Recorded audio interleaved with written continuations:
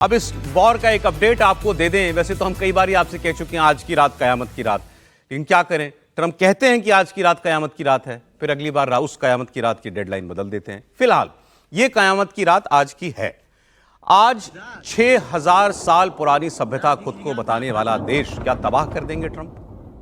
ऐसा इसलिए हम कह रहे हैं क्योंकि डोनाल्ड ट्रंप ने जो फाइनल अल्टीमेटम दिया था उसकी डेडलाइन आज खत्म हो जाएगी। उन्होंने कहा है कि मंगलवार उनके 8 बजे तक का ट्रंप ने कहा इतना वक्त है ईरान के पास। हमारे समय के मुताबिक आप समझिए जब हमारे यहाँ तड़के कुछ बजा होगा, उस वक्त अर्ली मॉर्निंग, उस वक्त का समय, चंद घंटों में वो कह रहे हैं कि 8 बजे का टाइम दिया है, मान ले मेरी शर्तें, नहीं तो 12 बजे तक 4 घंटे में मैं ईरान बर्बाद कर दूंगा। साफ साफ ऐसे ही कहा। ना कोई पुल बचेगा, ना कोई ऊर्जा संयंत्र बचेगा, कोई पावर स्टेशन नहीं बचेगा, ईरान के पास कुछ नहीं होगा, अंधकार में चला जाएगा। ट्रंप ने कहा जो मैं कहता हूं स्टोन एज में भेज दूंगा, पाषाण युग में भेज दूंगा, मैं 4 घंटे में ऐसा कर सकता हूं और कर दूंगा अगर मेरी बातें नहीं मानी इस फाइनल डेडलाइन में। अगर ईरान ने डील नहीं की और ईरान ने अगर स्ट्रेट ऑफ हॉर्मुज नहीं खोली तो समझ लें कि उसका नरक का टिकट कट गया। यह उनका दावा था। अब उनकी इस दावे को आप सुन लीजिए। ट्रंप की अगर फेस रीडिंग से कुछ पता चलता हो कि क्या इस बार ये आदमी सच बोल रहा है तो देखते हैं। We have a plan because of the power of our military where every bridge in Iran will be decimated by 12 o'clock tomorrow night, where every power plant in Iran will be out of business, burning, exploding, and never to be used again. I mean, complete demolition by 12 o'clock. And it'll happen over a period of 4 hours if we want to. ठीक, अब जो मैंने आपको बताया वो Trump खुद कह रहे हैं कि मैं डेडलाइन 2 बार बढ़ा चुका हूं ईरान के लिए, ये ईरान को मैं आखिरी मौका दे रहा हूं। उन्होंने कहा वो 7 दिनों का टाइम मांग रहे थे, मैंने 10 दिन का टाइम दिया क्योंकि मैं एक अच्छा इंसान हूं। This is a critical period. They have a period of, well, till tomorrow at 8 o'clock. I gave them an extension. They asked for an extension of 7 days, right? I said, Steve, give them 10 days. 10 days is up actually today, so I gave them 11, I guess, indirectly. I thought it was inappropriate the day after Easter. I want to be a nice person. They have till tomorrow. Now, we'll see what happens. I can tell you they're negotiating, we think, in good faith. We're going to find out. We're getting the help of some incredible countries that want this to be ended because it affects them also. A lot of people are affected by this, but we're giving them till tomorrow, 8 o'clock Eastern time, and after that, they're going to have no bridges, they're going to have no power plants. Stone Ages, yeah, Stone Age.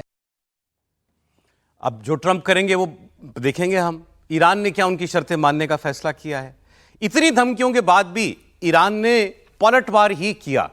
Iran के विदेश मंत्री Abbas Araghchi ने कहा कि इस युद्ध को हम सीज फायर तक नहीं, अंत तक लेकर के जाएंगे, दुश्मन को मुंह तोड़ जवाब देंगे ताकि भविष्य में कभी कोई हम पर हमला करने की गुस्ताखी ना करे। फिर उन्होंने ट्रंप पर थोड़ा तंज भी किया।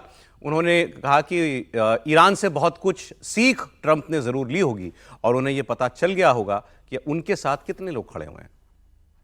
यही मैं आपको एक बात बता दूं, क्योंकि इन बयान को सुन के आपको लगेगा कि ना ये तो कुछ बात बनने ही नहीं वाली, ट्रंप तो मारेंगे ही मारेंगे ईरान को और ईरान भी जवाब देकर ही मानेगा, और कोई बातचीत नहीं हुई। बातचीत हो रही है, ईरान भी बातचीत कर रहा है। किसके जरिए हो रही है, कितने देश उसमें इन्वॉल्व है, वो अलग बात है, लेकिन अमेरिका जो चाहता है वो ईरान को कन्वे कर रहा है प्राइवेटली, और ईरान भी प्राइवेटली उसका जवाब उनको दे रहा है। दोनों के बीच अपनी अपनी डिमांड्स की लिस्ट भी एक्सचेंज हो रही हैं।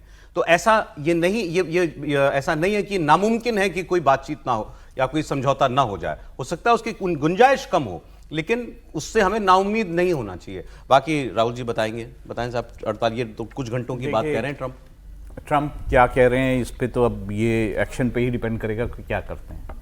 वो ईरान के लोगों को एनिमल मानते हैं। वो कहते हैं कि जानवर है। और देखिए ये जो कह रहे हैं ना ट्रंप, ये वॉर क्राइम है वर्ल्ड में।